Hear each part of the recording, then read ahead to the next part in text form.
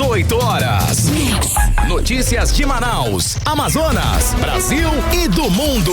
Agora na Mix. Obrigada pela sua companhia. Você sintonizado aqui em 100,7. Boa noite. Estamos juntos a partir de agora aqui no 18 horas. Boa noite, Cid Soares. E claro que nós vamos juntos até às 19. Espero que você fique com a gente. Vamos lá. 18 horas. E é claro que a sua participação é sempre muito bem-vinda pelo nosso WhatsApp 994-887592 ou pela live do YouTube. Participa com a gente do 18 horas. Muito importante, certo, Cid? Claro, e olha, é bom lembrar, é bom frisar que você que está passando aqui perto da rádio já pode dar aquela paradinha, dar aquele break aqui na frente, porque nós temos um par de ingressos. Exato, Cid, para o cinema do Muito grupo bem. UCI. Então tá valendo, hein? Parou, levou, né, Cid? Parou, levou, e você pode mandar o seu áudio, o seu vídeo, enfim, o que você quiser. Mas comenta com a gente o que você está achando do programa, das reportagens que rolam aqui no 18 horas. É o 994887592. Exato. 18 horas. E lembrando o endereço aqui da Mix, é Rua Fortaleza 585, no Adrianópolis. 18 horas.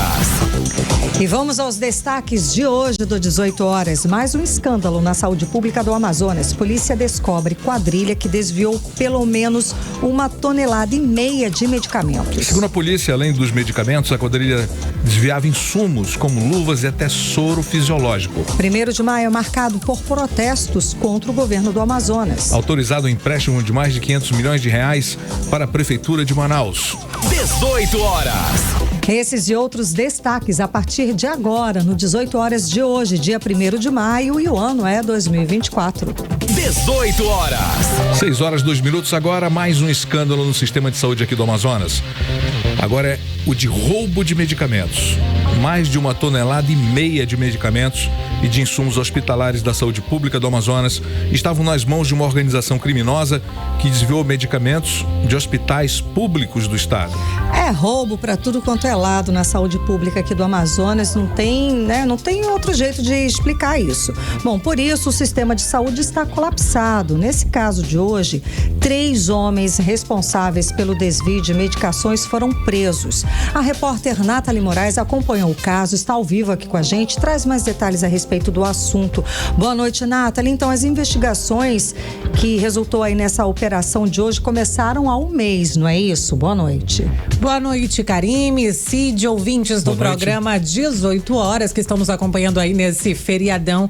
Então, Karime, as investigações iniciaram há mais ou menos há 40 dias, né? Essa informação, ela foi divulgada pelo delegado Cícero Túlio, ele que acabou, né, ficando à frente dessas investigações. E aí ele mostrou, né, que pelo menos 3 pessoas foram presas, né, na tarde desta terça-feira. Mas vale a gente reforçar, Karime e Cid, que outras prisões podem acontecer, porque essa operação, a Operação Corsário, né, que foi o nome dado aí pela Polícia Civil aqui do Amazonas, ela não acabou, já que, como eu disse, né, foram feitas campanas, né, depois que eles identificaram ali quem seriam os suspeitos. A polícia realmente ficou ali de frente da casa do motorista da ambulância até chegar nos receptadores desses produtos que eram furtados do Hospital e Pronto-Socorro 28 de Agosto, né, um dos principais hospitais aqui da nossa cidade. Eu acho que não tem quem mora em Manaus que não conheça o Hospital e Pronto-Socorro 28 de Agosto. E o nosso programa 18 horas está fazendo 5 anos, né, agora nesse mês de maio, e são 5 anos denunciando os escândalos na saúde pública aqui no Amazonas. E, Karime, vale a gente reforçar que esse é o 3º escândalo envolvendo aí o Hospital e Pronto-Socorro 28 de Agosto. Mas aí, durante as investigações que foram realizadas aí pelo 1º Distrito Integrado de Polícia, né, tudo começou depois que a Secretaria Estadual de Saúde acabou identificando que a conta não estava fechando ali dentro do 28, né? A gente sabe que, infelizmente, essa é uma realidade não apenas do Hospital e Pronto-Socorro 28 de Agosto, mas também de outras unidades aí de saúde aqui do Amazonas. E aí eles, ali todo fim de mês, fazendo aquele trabalho de controle interno, tinham várias inconsistências quanto ao quantitativo de insumos, né? Eles viram que estava faltando soro além do normal, que estavam faltando caixas de luva e entre outros materiais e insumos. E aí o que aconteceu? De imediato a Secretaria Estadual de Saúde acionou as forças de segurança e foi aí que eles iniciaram esse trabalho. E aí a polícia, com as investigações, acabou identificando que o motorista de ambulância de 51 anos, identificado como João Luiz de Paula, conhecido aí no mundo do crime, né, vamos dizer assim, pelos seus comparsas como Jango, ele que acabava fazendo esse trabalho de retirada, né, dos medicamentos e dos insumos do Hospital e Pronto-Socorro 28 de agosto. Ele seria ali o responsável por fazer o desvio desses medicamentos e desses insumos, e era ele quem passava tudo isso para o empresário Antônio Lúcio Castro Sena. Esse empresário, ele acabava vendendo clandestinamente esses medicamentos, esses produtos com valores bem abaixo do mercado convencional, como explica aí o delegado Cícero Túlio, ele que é titular do 1º Distrito Integrado de Polícia e presidiu aí essas investigações. Vamos conferir. Conseguimos coletar também algumas denúncias e coletar também informações de populares residentes no entorno, onde residia um dos alvos, acerca da presença constante de uma ambulância do Estado na residência desse suspeito, e com apoio da Secretaria de Inteligência do Estado, a gente conseguiu monitorar aí, durante aproximadamente 30 dias aquele imóvel, realizando campanas e fazendo um monitoramento eletrônico também em relação às atuações desse alvo. 18 horas. Karime, Cid, ouvintes, né? A gente ouviu aí a fala do delegado Cícero Túlio, ele que presidiu aí essas investigações. E aí, durante esse trabalho, né, a polícia também identificou os envolvidos que estavam transportando os materiais nessa ambulância, né? Como eu disse anteriormente, o trabalho era feito pelo motorista, o Jango, era na casa dele, inclusive, que ele armazenava vários produtos. Todo o material desviado do 28, ele levava para casa. Não, na verdade, ele e o Antônio, eles já tinham um escritório, né? Um local que eles alugaram, eles alugaram um imóvel onde eles acabavam armazenando o material que era desviado, né? Do Hospital e Pronto-Socorro 28 de agosto. Aí a gente inclusive conseguiu ter acesso aí com a polícia em um áudio que mostra a negociação feita entre o João Luiz e o Antônio Lúcio, que seria o empresário que seria o receptador, né? Ele que recebia ali, e aí ele afirma que ele já tinha deixado uma quantidade expressiva de materiais como soro, luva, e estava cobrando ali cerca de R$9.000 pelo material roubado do Hospital e Pronto-Socorro 28 de agosto. Vamos conferir aí um áudio mostrando a negociação desses criminosos. Já, papai. Tá no escritório já, papai. 5 caixas de soro fisiológico de 500 ml e 5 caixas de ringue lactado de 500 ml, ok? Tá no escritório já. Você pega lá. Aqui é o seguinte, eu vou fazer o Pix, aí eu pego um segundo, tudo com soro de 100, beleza? Tamo junto, papai. Eu vou fazer o Pix aqui já. 18 horas. Karime, Cid, ouvintes, né? A gente ouviu aí um áudio dos criminosos. Esse áudio fica bem claro aí, né? Que eles estavam fazendo essa negociação. Mas aí papai. Calma, papai, mas já fez o Pix, como ele bem disse, né? E aí a investigação apontou ainda, né, que o Antônio, ele já tinha sido preso e ele já tinha sido condenado, inclusive, no dia 25 de março de 2016, a 11 anos e 8 meses de prisão pelo crime de peculato doloso. Ou seja, já era reincidente, né? Exatamente, Karime. Ele já teria integrado aí uma organização criminosa em 2016. Ele já tinha alguém que fazia esse trabalho para ele de roubar medicamentos e insumos das unidades, de furtar das unidades de saúde. E aí ele fazia esse trabalho de venda e ele repassava esses produtos, esses insumos no mercado negro. A gente conversou também com a secretária de Saúde, a Nayara Maxud, e aí ela falou, né, sobre esse desequilíbrio entre a aquisição e o atendimento lá no Hospital 28 de agosto. Como eu disse anteriormente, a conta não estava fechando. E para mim já não bate, porque deve haver um facilitador lá dentro do hospital, né? Isso deve estar sendo investigado também. Esse cara, né, pegar esse material todo... A pessoa da ambulância ambulância tem esse acesso. É difícil. Não, né? as investigações continuam, né? Claro. Como eu disse, essa não é uma operação que eles bateram ali o martelo, não, acabou, a operação né? chegou ao fim. Não, até porque a gente sabe que esse problema na saúde, como eu disse, 5 anos aqui no programa 18 horas, 5 anos denunciando. Desde o primeiro programa, né? a gente tem denunciado e mostrado, né? Karime, Nathalie, a eu situação. acho que quando a gente fala de insumos, de produtos hospitalares, a gente está falando de produtos que deveriam ser realmente guardados com muita cautela, até porque isso salva vidas. Gente, com muita responsabilidade, né? Porque depois, lá na ponta, o profissional da saúde, como é que trabalha? Como é que ele vai conseguir exercer a profissão dele, salvando vidas foi o que mais a gente falou das aqui. pessoas, exato, das pessoas que estão lá internadas, que estão precisando de um tratamento. É muito complicado, é desumano e muito cruel essa situação, criminosa, sem dúvida. Você deixar um profissional de saúde sem ter condições de exercer a profissão e sem, como você falou, Cid, deixar de salvar vidas por isso. Exatamente. E aí eles desviaram, né, nesses últimos meses. A gente está falando de uma investigação que só dura 40 dias. E aí é 1,5 tonelada de medicamentos e insumos. E tudo isso, quem sente é quem está lá na ponta. Ou seja, eu, você, qualquer familiar nosso que acaba precisando de um atendimento. Vamos ouvir aí a fala da Nayara Maxold, ela que é a secretária de saúde aqui no nosso estado. Quando nós observamos que existia um desequilíbrio entre a aquisição, o armazenamento, o abastecimento das unidades e esse produto até o usuário, nós acionamos a Secretaria de Segurança Pública, da qual que mais uma vez eu agradeço, e são estratégias que muitas vezes são necessárias para que a gente possa fazer o uso correto de um recurso que ele é para ser utilizado para o bem-estar e para a assistência do paciente. 18 horas. Aí, Cid e Karime, a gente ouviu a fala da Nayara Maxold, né? Ela que é secretária estadual de saúde aqui do nosso estado. E aí, Cid, durante essa operação, os policiais também prenderam um terceiro envolvido, que seria aí o empresário Cristiano Valente Maia. Com ele, né, foram encontrados várias caixas de soro fisiológico, até papéis de eletrocardiograma, né? A gente vem mostrando tanto essa situação, denunciando tanto a crise, né, no Francisca Mendes, o problema dos cardiopatas. Meu Deus. E aí, olha só, papéis de eletrocardiograma foram encontrados na casa desse empresário, além de luvas cirúrgicas.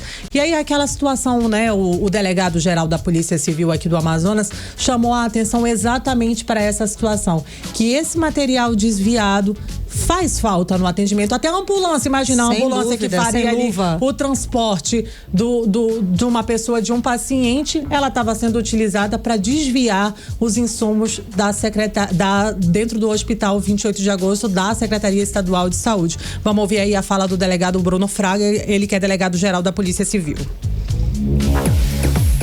É importante a gente reiterar a hediondez desse crime, a torpeza que essas pessoas tinham com o desvio de medicamentos, insumos utilizados dentro do hospital, até papéis de eletrocardiograma foram desviados, incluindo soro fisiológico, luvas cirúrgicas, além da própria ambulância, que deveria estar socorrendo pessoas e estava sendo utilizada para desvio de medicamentos. 18 horas.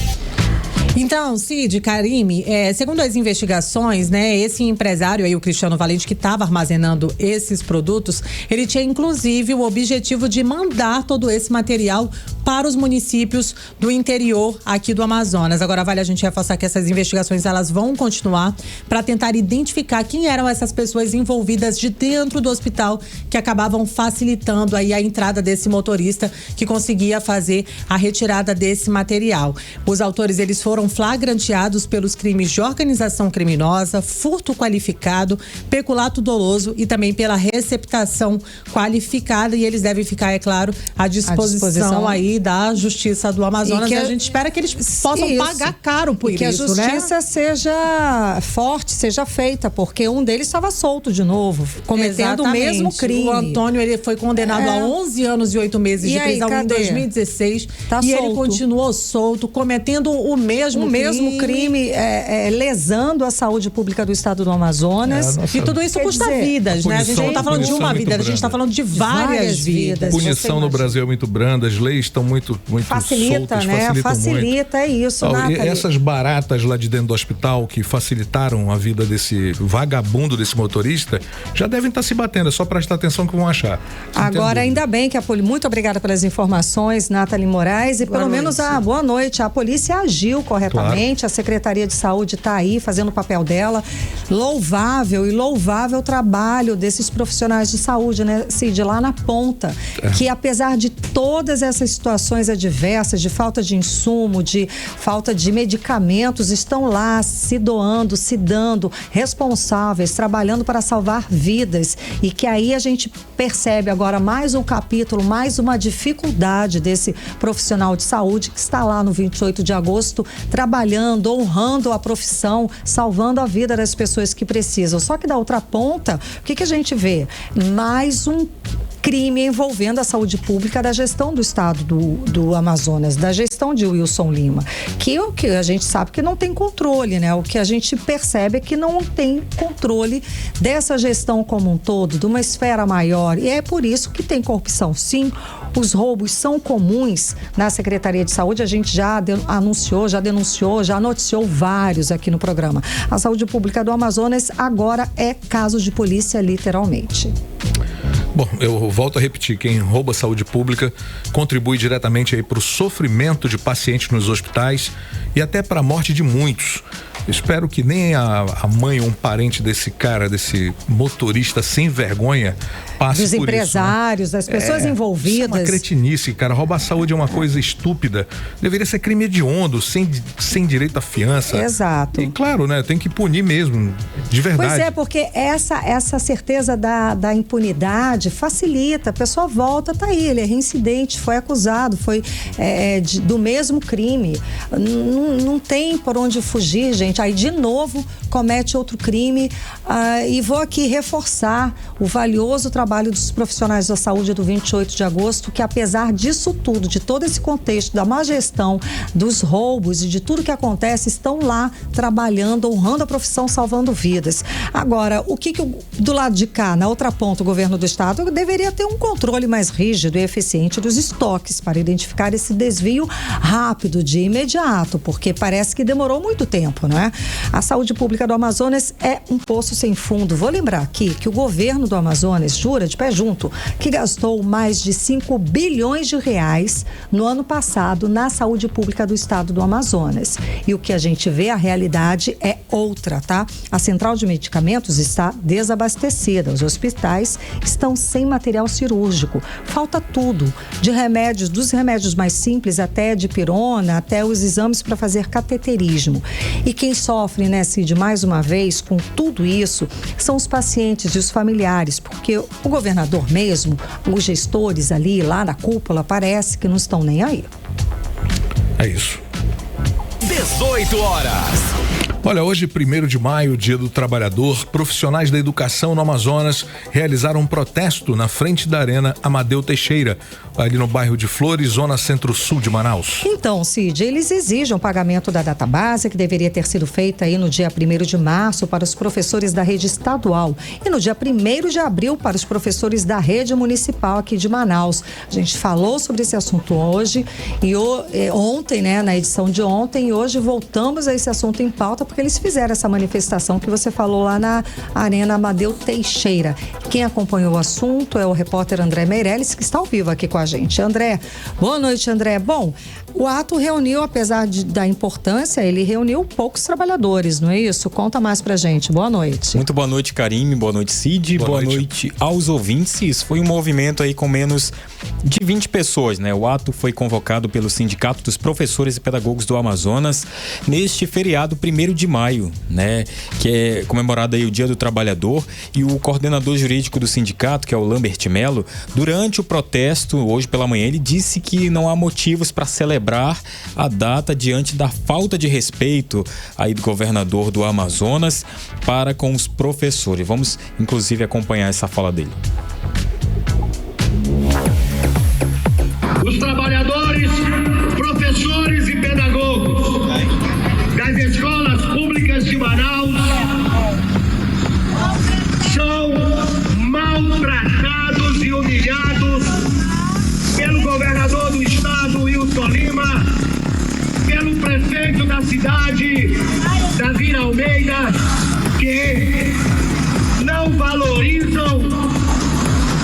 professor, não valorizam a escola pública.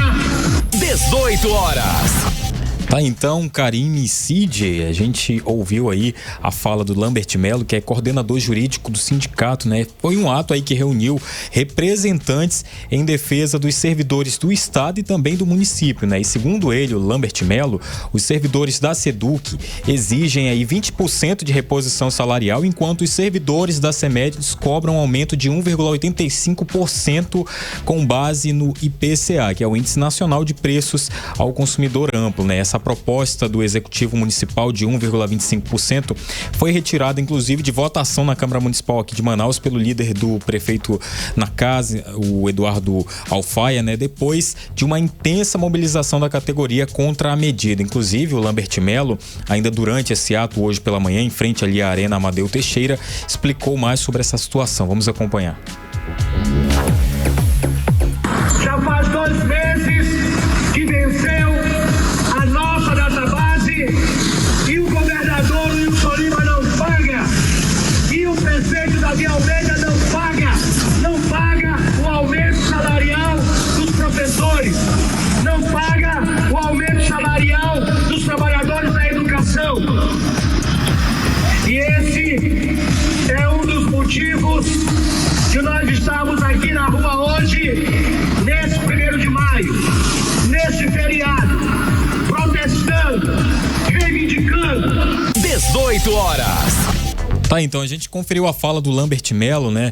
Ele estava junto aí com... Eram poucas pessoas, mas foi um dos únicos atos, eu acho, hoje aqui na cidade de Manaus, também em comemoração ao dia 1º de maio, que é o Dia do Trabalhador, né? Onde Sim. a gente viu vários atos pelo Brasil. Mas e pelo aqui, mundo, mas aqui... em Manaus, pelo menos, somente esse aí que foi, né?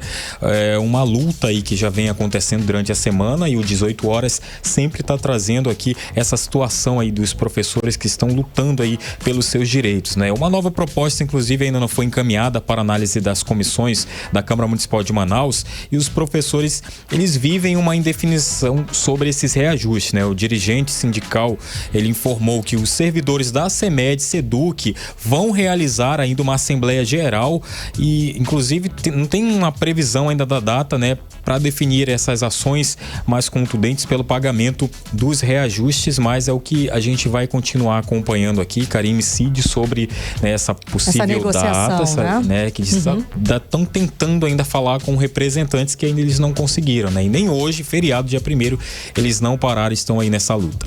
Obrigada, André Meirelles, pelas informações. Bom, teve protesto, manifestação, mas teve festa também para o trabalhador lá na Ponta Negra, como explica a repórter Nathalie Moraes. Em comemoração ao Dia do Trabalhador, mais de 5.000 pessoas foram comemorar na noite desta terça-feira na praia da Ponta Negra, na zona oeste de Manaus. Entre as atrações principais estavam o cantor Paulo Ricardo e o grupo de música eletrônica Dub Dog. A programação começou no fim da tarde e seguiu ao longo da noite, com a apresentação de DJs locais no anfiteatro da Ponta Negra e também na casa de praia Zezinho Correia. O prefeito de Manaus, Davi Almeida, prestigiou o evento e disse que esse é um dos eventos que já faz parte do calendário da cidade. Essa festa do trabalhador, ela está sendo uma realidade, uma tradição na nossa gestão, é a terceira da nossa gestão e nós queremos fazer com que ela se torne uma festa no calendário da prefeitura. Entre as atrações principais estavam o cantor Paulo Ricardo com a turnê Voz e Violão e o grupo de música eletrônica Dub Dogs, formado pelos irmãos gêmeos Lucas e Marcos Rubac, que agitaram a noite e lotaram o anfiteatro da Ponta Negra. A dupla elogiou os manauaras pela animação e a presença nos shows realizados aqui na nossa capital. Eu falo que foi o melhor Dog Seekers que a gente já fez. A galera animada, não parou um minuto naquele show. Então a gente tá muito feliz de estar de volta aí. A autônoma Melissa Silva não poderia perder a oportunidade de ver os artistas de pertinho. Eu sou muito fã, né? Inclusive eu gostei muito do som. Eu amei aqui participar aqui do evento com as minhas amigas. Gostei muito, top. As estudante Jaqueline Silva também gritou e vibrou com cada atração. Tô muito fã, entendeu? E eu só tenho a agradecer a vocês. A festa também foi para celebrar um ano de inauguração da Casa de Praia Zezinho Correia, com a atração nacional Paulo Ricardo. O espaço já realizou mais de 200 shows de artistas regionais, nacionais e até mesmo internacionais, entre outros eventos sociais de vários setores aqui da nossa cidade, o que acaba fomentando a cultura, o turismo e também o empreendedorismo na nossa capital. Nathalie Moraes para o 18 horas. Você está ouvindo 18 horas. Agora 6 horas e 26 minutos em Manaus. Mais de 18 mil jovens de 16 e 17 anos tiraram o título de eleitor nos primeiros 3 meses deste ano. De acordo com dados do Tribunal Superior Eleitoral, foram registradas 18.936 emissões de títulos eleitorais nessa faixa etária em todo o estado. Foram 9.775 homens e 9.338 mulheres que procuraram os cartórios eleitorais para tirar o título. Só que em Manaus foram emitidos 3.031 títulos de eleitor para jovens de 17 anos e 2.214 para adolescentes de 16 anos. Mas segundo a legislação eleitoral brasileira, adolescentes que completaram 15 anos já podem tirar o título eleitoral, mas apenas ao atingir a idade de 16 anos é que podem exercer efetivamente o direito ao voto. E vale ressaltar, né, Cid, que o voto é facultativo, ou seja, vota quem quiser para os brasileiros com idade entre 16 e 18 anos, assim como para os idosos com mais de 70 anos. Vale lembrar também que os eleitores têm até o dia 8 de maio para regularizar a situação de seus títulos. Depois dessa data, quem ainda tiver pendências na Justiça Eleitoral não poderá votar nas eleições municipais deste ano, que definirão os cargos de prefeito e vereador. Bom, e esse prazo, né, gente, é para a emissão da primeira via do título, transferência de domicílio eleitoral e revisão de dados eleitorais, como inclusão de nome social ou mudança de local de votação dentro do município. 18 horas. Agora 6 horas e 28 minutos, vamos falar sobre os bastidores da política local, já que a gente está falando de eleições, né? Aliás, estamos falando sobre eleições desde o ano passado. Cíntia Blink já está aqui com a gente. Boa noite, Cíntia. Então, finalmente, a lei que autoriza o empréstimo de 580 milhões de reais para a Prefeitura de Manaus foi sancionada. Agora, a gente sabe a partir de quando esse dinheiro vai estar disponível para o prefeito Davi Almeida? Boa noite, Blink. Boa noite, Karime. Boa noite, Cid. Todo mundo que está com a gente na 100.7. Então, a previsão é que daqui 45 dias, mas pode acontecer antes. O foco aí do prefeito de Manaus, Davi Almeida, que acaba de sancionar, então agora está valendo, ele pode ter acesso aí ao empréstimo junto ao Banco do Brasil, um empréstimo esse de 580 milhões de reais. De acordo com o que foi publicado, anunciado pela própria gestão Davi Almeida, a prioridade agora é investir na infraestrutura, em especial em asfaltamento, para onde deve destinar aí 44,8 milhões desse total aí de 580. Esse valor vai servir para pavimentar ruas de 3 bairros de Manaus, que estão na zona norte e oeste. Não deixou claro qual exatamente é o bairro, qual exatamente é a rua, mas são 44,8 milhões para a zona norte e oeste em 3 bairros. O que mais a gente pode falar é que o projeto Asfalta Manaus foi idealizado na gestão Davi Almeida e segue aí sendo um protagonista, digamos assim, dessa gestão, e é para onde vai uma partezinha desses 580 milhões. A gente tem que continuar acompanhando para saber exatamente como que vai ser utilizado, até porque 580 milhões de reais do dinheiro público que está emprestado, que vai ser pago com juros, não é pouca coisa. Karime, Cid. E Blink, ainda está rendendo essa história aí do banner que foi colocado na Ponte Rio Negro, promovendo o evento do Alberto Neto com o ex-presidente Bolsonaro. Os pré-candidatos Marcelo Ramos e Marcelo Amil acionaram o Ministério Público Eleitoral denunciando propaganda antecipada e crime eleitoral. Como é que tá essa história? Conta mais, Blink. É isso mesmo, Cid. Marcelo Amil, os dois da esquerda, né? Marcelo Amil do PSOL e Marcelo Ramos do PT estão se movimentando para fazer uma denúncia, porque para eles houve sim propaganda irregular. nesse ato que teve gente dizendo que não, mas não era realmente pro banner ficar lá, a ideia era só fazer o vídeo. Ainda assim, se utilizou de um espaço público sem permissão para poder fazer ali a divulgação desse evento. Tem, como eu já falei, há uma divisão entre os juristas sobre a história se houve propaganda irregular ou não. Agora, os juristas estão de acordo que não era um ato permitido porque foi em um local público, né, e sem permissão. Então, o ato administrativo, de fato, é um problema, tem que resolver isso. Houve de colocar o banner ali na ponte, né? Sim. Ok, sem permissão, ok. Agora e o lado do eleitor, né? Eleitoral. Se é uma irregularidade, se é uma propaganda irregular ou não, isso ainda está em questão.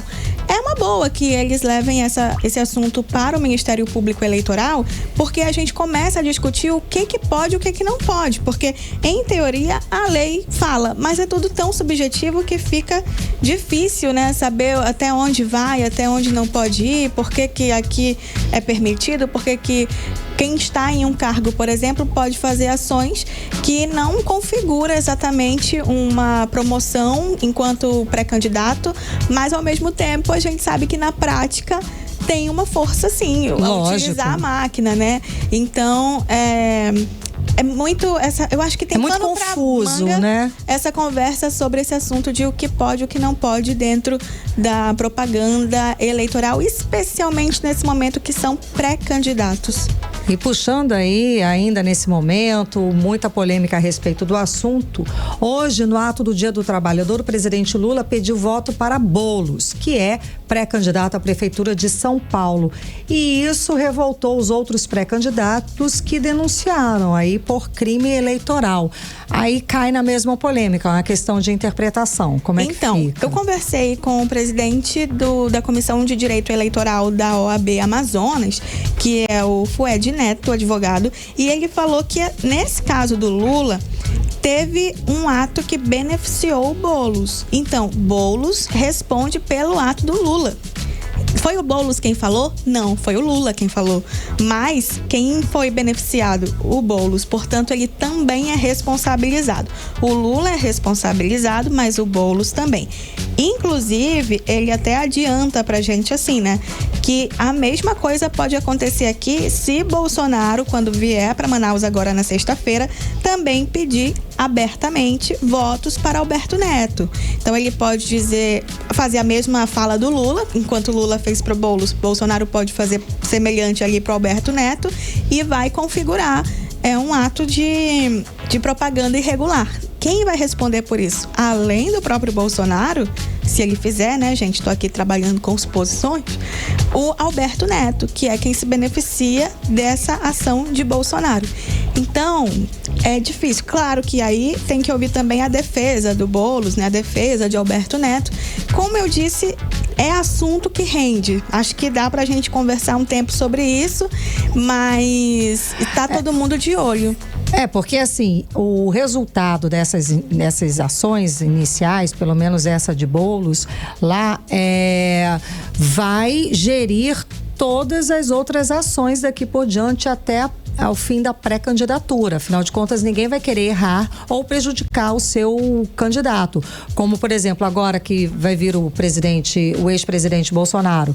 É possível que ele não faça essa fala justamente para não atrapalhar a candidatura do candidato, do nome dele aqui para a Prefeitura de Manaus. Porque a intenção é que tenha essa força do Poder Executivo Nacional, tanto Lula quanto Bolsonaro, porque Bolsonaro é ex-presidente, mas é uma força maior, assim, grande, né? Vinda justamente para alavancar os votos, acaba virando um problema. Então, é preciso pensar melhor na hora aí de fazer essa promoção. É complicado realmente, porque a vinda de Bolsonaro aqui, ela é para isso. A ida do Lula para colocar o Boulos ao lado dele naquela reunião é para levantar o Boulos. No ato de 1º de maio, gente, no ato do Dia do Trabalhador, foi para isso. Se vocês me permitem, me parece uma questão de matemática.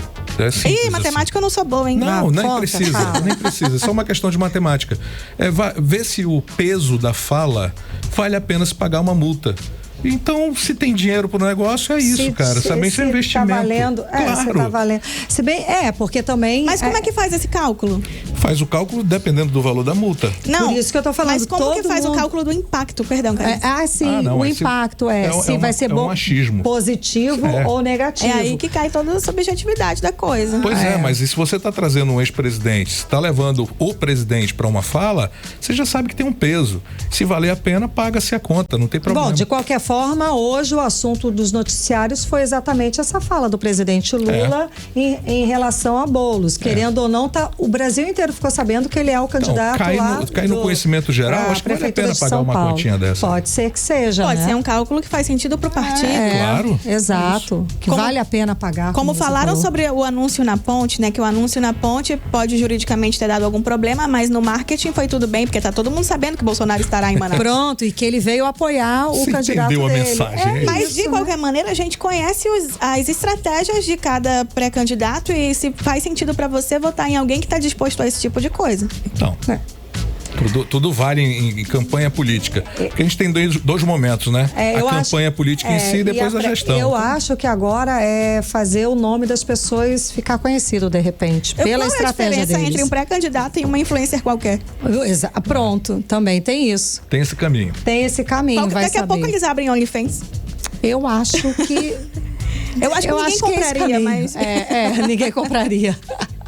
Karime Cid, a gente tem mais algum? Não. Porque, na verdade, eu tenho uma aqui. Diga. Que acabou de acontecer, hackearam a conta de Alberto Neto, falando nele, né? Já que ele veio parar na notícia. Nossa. Hackearam não, estão tentando hackear. Hoje mandaram uma série de seguidores fakes pra ele. Isso acontece com frequência tanto com políticos quanto com jornalistas. Já fui alvo de uma série de ataques desse. E sei que tem colegas jornalistas que podem contar a mesma coisa. E também tá dando um aviso de que estão tentando entrar no seu Instagram e tal. A localização é Manaus, mas ainda não dá para saber quem são os autores. De qualquer forma, a equipe dele tá trabalhando aí para saber quem que está por trás disso. E ele explicou, né? A gente sabe, mas acho que vale a pena trazer aqui. Por que rola esse ataque fake? Por que mandam contas fakes para um Instagram? É porque o fake, ele não vai participar ali. Ele não vai comentar, ele é fake. Ele é só um robô que tá ali. Ele faz número, mas ele não interage. Qual que é o problema disso? O Instagram vê uma publicação que você faz, as pessoas não interagem o quanto se esperava, já que o número da conta está muito maior de pessoas. O esperado é que X% daquele total participe, curta, comente e tudo mais. Como isso não acontece, porque são robôs que estão ali, esse material para de ser distribuído, porque aí o Instagram entende que isso aqui não é interessante, vou parar de distribuir porque ninguém está comentando. Então é uma forma de silenciar, é uma forma de censura que está acontecendo. Por isso, você que pensa em colocar fake aí no seu Instagram para crescer, não faz nenhum sentido, não faça isso. Obrigada, Cíntia. Obrigada, volta até amanhã. Com mais informação para você. Valeu, Cíntia. 18 horas. Agora, 6 horas e 38 minutos. Olha, o SAMU em Manaus vem recebendo diariamente um número muito grande de ligações falsas, os famosos trotes. Só agora em 2024, nos 4 primeiros meses do ano, foram registrados nada menos que 5.290 trotes. Não é fácil não, gente. Olha só, Cid, pra gente ter uma ideia, no ano passado foram registrados quase 30 mil trotes, o que dá a média de 44 ligações falsas por dia. Lembrando que passar trote é crime, principalmente, gente, quando envolve as ambulâncias, o envio de ambulâncias para atender ocorrências falsas. Imagina. Vamos acompanhar mais detalhes a respeito do assunto agora com Nathalie Moraes. O Serviço de Atendimento Móvel de Urgência, o SAMU 192, contabilizou no ano passado 78.560 chamadas para a solicitação de envio de ambulâncias. Desse total, 28.217 contatos foram trotes. O trote, em alguns casos, pode ser enquadrado como crime. Não só interfere na atuação das equipes, como também pode causar prejuízos quando há um envio de uma ambulância para atender ocorrências inexistentes. Como afirma a secretária de Saúde aqui de de Manaus, Chádia Frache. 28.217 foi o número de trotes recebidos pelo SAMU Manaus em 2023. Uma média de 78 ligações falsas por dia e de brincadeiras de muito mau gosto que prejudicam o atendimento do SAMU aos pacientes que realmente necessitam do serviço, ocupando e sobrecarregando as linhas de atendimento. Já nesses primeiros 4 meses de 2024, já registramos mais de 5.290 trotes, que dá uma média de 44 chamados falsos por dia. Os números são absurdos e criminosos. A secretária reforça que um trote para o SAMU pode custar uma vida. O falso chamado de urgência mobiliza o envio de ambulâncias e de equipes médicas para as ocorrências que não são reais, enquanto pessoas que realmente precisam do serviço têm que esperar mais, correndo risco de morte. Esse vídeo é um apelo de conscientização para que as pessoas que praticam esse tipo de crime saibam da gravidade dessa brincadeira. Trote é crime e pode custar a sua vida, a vida do seu filho, do seu pai, mãe ou de um amor de alguém. Em 2023, foram 55 mil envios de ambulâncias para atendimento de pessoas em situação de urgência e emergência em Manaus. O número representa um aumento de quase 8% em relação ao ano anterior, quando mais de 51 mil ambulâncias do serviço foram encaminhadas para atendimento de ocorrências. Nathalie Moraes para o 18 horas. Você está ouvindo 18 horas. E daqui a pouquinho, no 18 horas, sancionada a lei que isenta quem recebe até 2 salários mínimos de declarar imposto de renda. Esse é o nosso assunto em instantes. 18 horas. Muito bem, agora vamos à previsão do tempo para amanhã com Karime Leão. Previsão do tempo. Segundo informações do Climatempo, para amanhã a previsão é de sol com algumas nuvens. Deve chover rápido durante o dia e a noite. A mínima prevista é de 25 graus, a máxima pode chegar a 31 graus. As chances de chuva são de 67%, a umidade relativa do ar fica em torno de 75% e 97%. 18 horas. Agora 6 horas e 42 minutos. 10 pessoas morreram no Rio Grande do Sul, vítimas do temporal que atinge o estado desde segunda-feira. Pelo menos 21 pessoas estão desaparecidas. E segundo a Defesa Civil, 104 municípios foram afetados pelos impactos da chuva. Chuva que destruiu casas e pontes, derrubou árvores e encostas, além de ter deixado pessoas e animais ilhados. Ainda de acordo com a Defesa Civil, o número de desalojados e desabrigados somam 4,4 mil. Ao todo, foram registrados problemas em 107 municípios, afetando 19.110 pessoas. E a previsão do tempo alerta para risco de chuva por pelo menos mais 36 horas no Rio Grande do Sul. Na noite desta terça-feira, o governo federal enviou 2 helicópteros da Força Aérea Brasileira para sobrevoar a região de Santa Cruz do Sul, Sinimbu e Candelária em busca de pessoas ilhadas. 18 horas. Mas até o último domingo, mais de 19 milhões de contribuintes já haviam enviado as declarações do imposto de renda. Lembrando, que o prazo final é no dia 31 de maio e é bom ficar atento, porque esse ano tem novas regras, como explica o repórter André Meirelles. O contribuinte que quiser entrar no primeiro lote de restituição do Imposto de Renda 2024 precisa correr para enviar a declaração. A Receita Federal informou que o lote deve contemplar quem encaminhar os dados até o dia 5 de maio. Em 31 de maio, a Receita Federal começa a pagar o primeiro lote da restituição do imposto deste ano. Além das prioridades tradicionais, os contribuintes que optarem por fazer a declaração pré-preenchida do Imposto de Renda 2024 e pela restituição via Pix também têm prioridade na fila dos pagamentos. Essas 2 prioridades foram incluídas como regras ao pagamento da restituição no ano passado e seguem válidas para este ano. O critério de desempate entre os grupos de prioridade é a data e a hora da entrega, segundo a Receita. Quem entregar primeiro recebe primeiro. As prioridades não são cumulativas.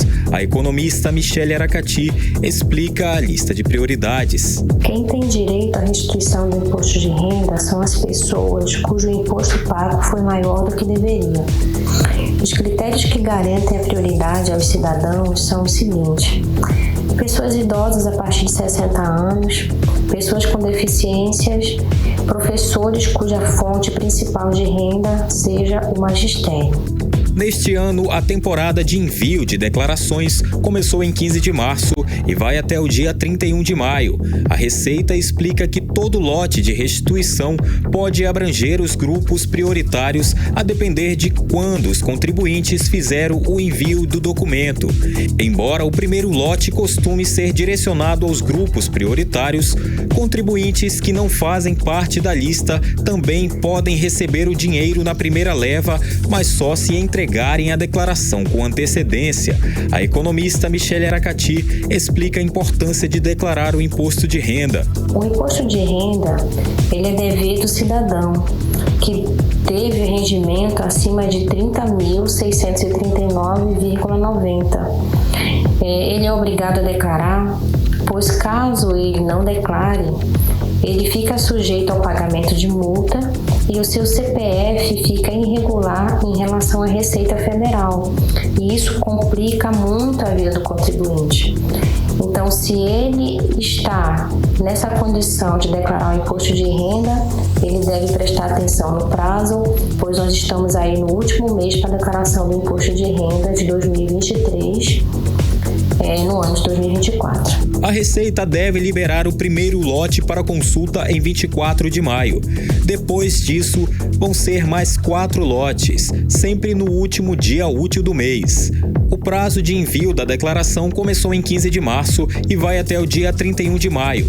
Quem atrasar vai ter de pagar uma multa mínima de R$ 165,74, que pode chegar a 20% do imposto devido. André Meirelles para o 18 Horas. Você está ouvindo 18 Horas. A Secretaria de Segurança Pública do Amazonas divulgou nos últimos dias uma redução de 21% no número de assaltos no transporte público no primeiro trimestre desse ano. O problema é que nas ruas a população não sente essa redução. Muito pelo contrário, não é, Cid? Os assaltos são constantes e o clima é de medo, gente. Os dados divulgados pelo Sindicato das Empresas de Transporte de Passageiros do Amazonas revelam que aqui em Manaus, 10 ônibus são assaltados todos os dias na cidade. É bom lembrar que segurança não é o que se fala, segurança é uma sensação mesmo. Você tem que se sentir seguro. Na noite dessa terça-feira, um homem ainda não identificado, suspeito de participar de um assalto a um ônibus da linha 640, foi linchado pela população na zona norte aqui da capital, que já não aguenta mais esse tipo de coisa. A repórter Nathalie Moraes traz os detalhes. Nathalie. Na noite desta terça-feira, um homem suspeito de cometer um assalto no ônibus da linha 640 foi linchado por passageiros do coletivo, após não conseguir efetuar a ação criminosa. O ônibus passava na rua João Lucas, na comunidade Riacho Doce, no bairro Cidade Nova, na zona norte aqui da capital, quando o suspeito teria anunciado o assalto, tendo um comparsa ao lado.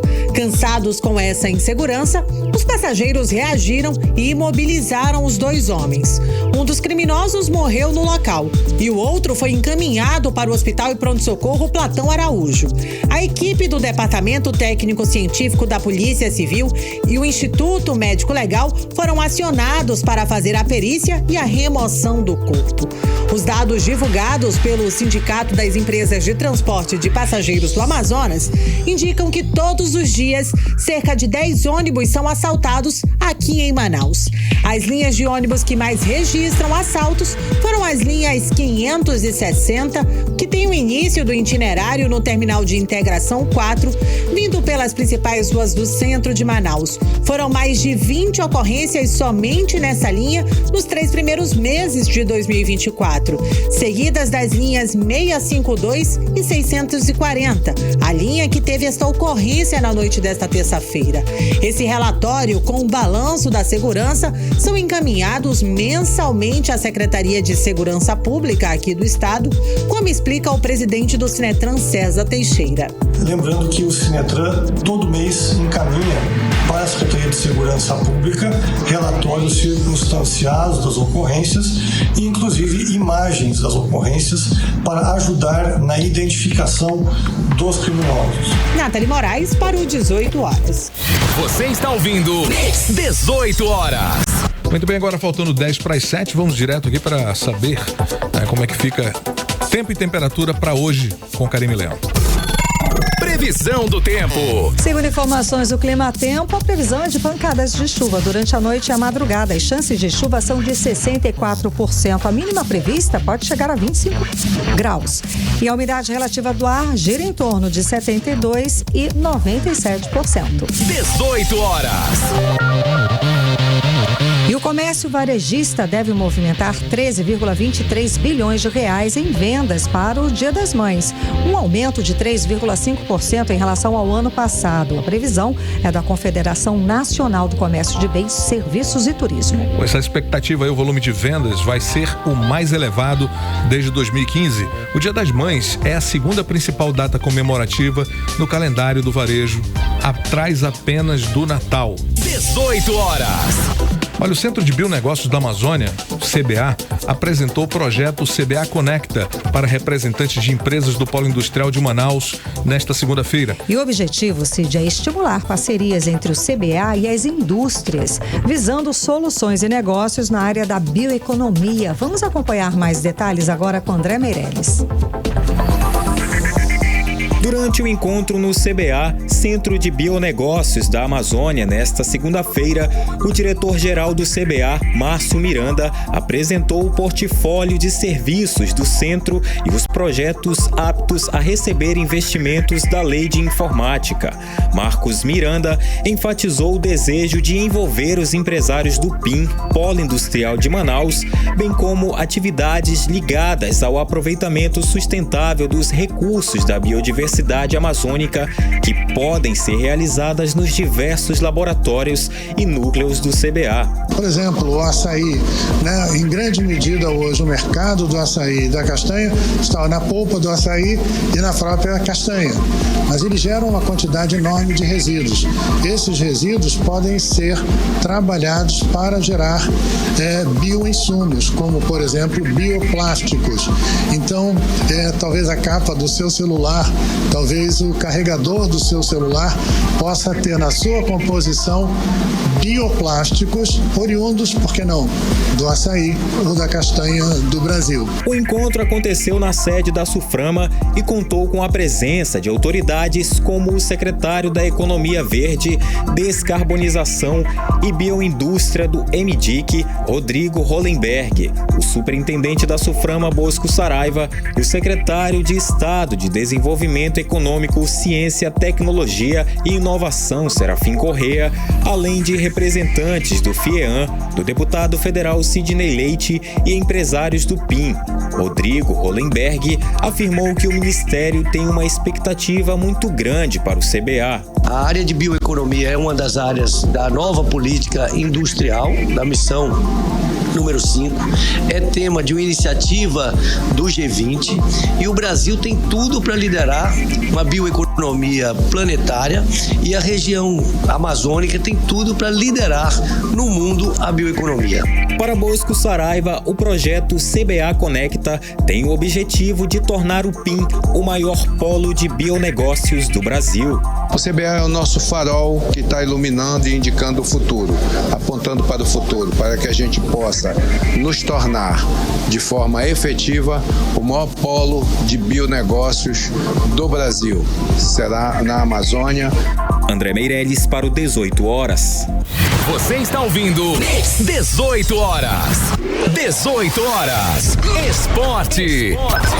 Cid Soares já está com as informações dos destaques de hoje do esporte. Cid, falta pouco para o jogaço lá no Maracanã entre o Flamengo e o nosso Amazonas. Qual a expectativa, hein? A expectativa é excelente, porque eu tô com o meu coração dividido aqui. Acontece, né? Não tem jeito. Eu não vou torcer pro Flamengo com o Amazonas junto ali.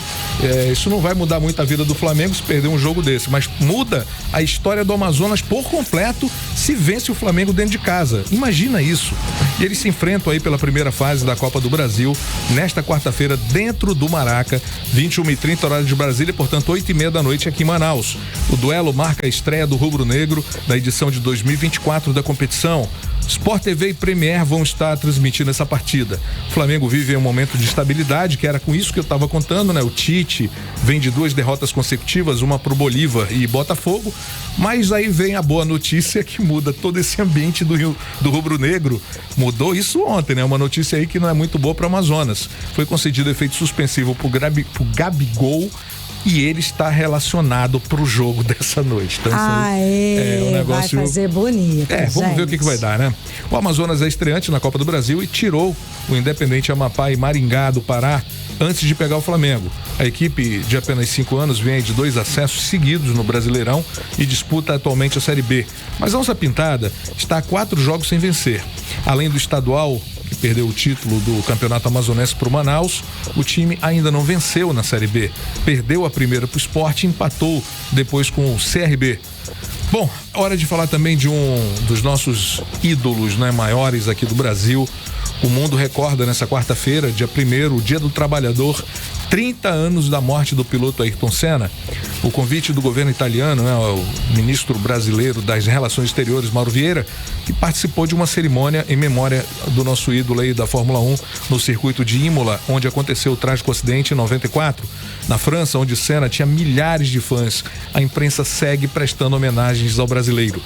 O fisioterapeuta austríaco Josef Leberer foi a pessoa que esteve mais próxima do Senna no fim de semana dessa sucessão de trágicos acidentes em Imola. Senna ficou muito preocupado com o acidente que envolvia o amigo Rubens Barrichello e logo na sequência, um dia antes da fatalidade com ele no sábado, teve a morte do piloto austríaco Roland Rastenberger. Segundo o fisioterapeuta, Senna foi uma pessoa sólida diante desse tipo de coisa, ficou firme e teve de brigar com a FIA e com certos comissários da corrida que tentaram impedi-lo de ver Roland no local do acidente. Na noite do sábado, não houve a sessão de fisioterapia, né, como acontecia de costume. Senna explicou ao fisioterapeuta que precisava falar por telefone com a família aqui no Brasil. E quando Senna terminou o telefonema, os dois conversaram sobre a morte e a possibilidade do brasileiro não participar da corrida no dia seguinte. Mas o Senna pensou muito sobre isso, mas não por muito tempo, claro, né? Ele disse que tinha uma responsabilidade com muitas pessoas que viviam em condições difíceis no Brasil e não podia decepcioná-las.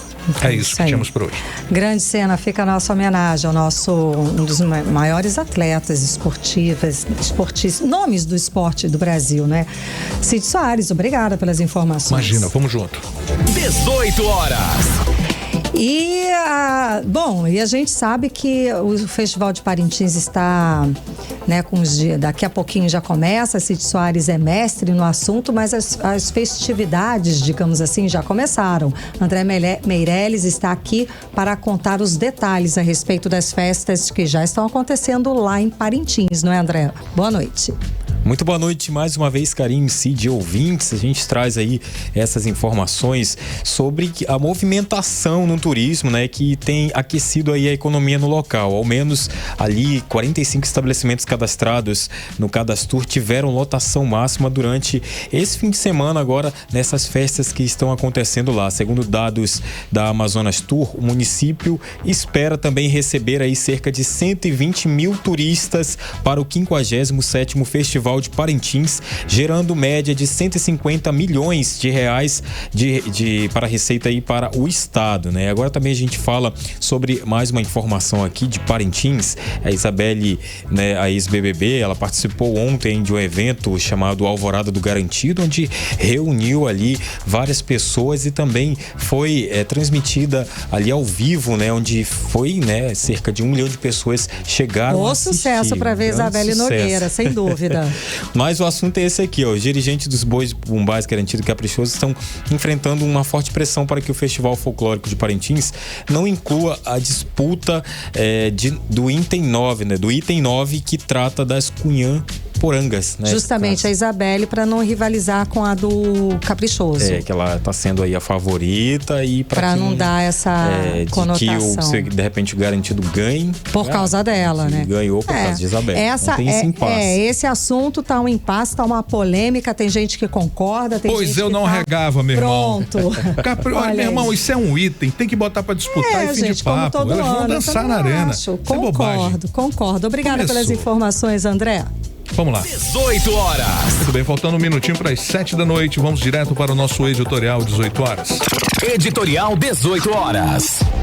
Neste feriado especial, destacamos a notícia de que 6 em cada 10 pessoas nas regiões norte e centro-oeste se sentem um pouco ou muito inseguras nas ruas. Os dados são da última pesquisa Datafolha. Os números se somam ao resultado da síntese de indicadores sociais de 2023 do IBGE.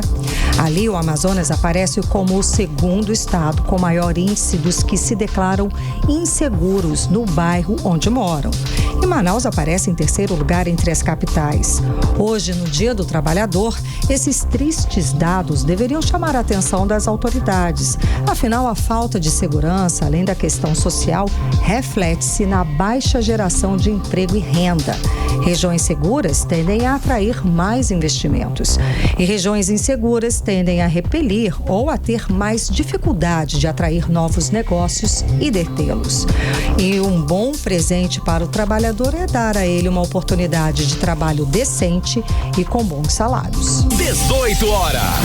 7-1, agradecendo a sua companhia, gente. Um beijo, até amanhã. Boa noite, Cid Soares. Boa noite, até amanhã. Você ouviu 18 horas. As notícias do Brasil e do mundo. De volta amanhã.